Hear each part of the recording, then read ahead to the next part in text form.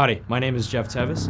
I'm a member of the B-2 class of 2025, and I have the honor of serving as the commanding officer for Company B-2 for the 2024-2025 school year. Howdy, my name is Heath Flanagan, and I am a junior in Company B-2, also senior yell leader.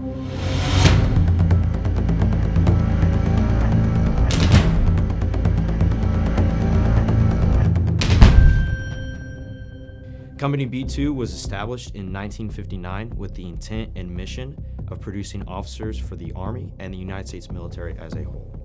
Today, B-2 continues this tradition by producing leaders of excellence and character for the United States Army, the United States military, and the civilian sector as a whole.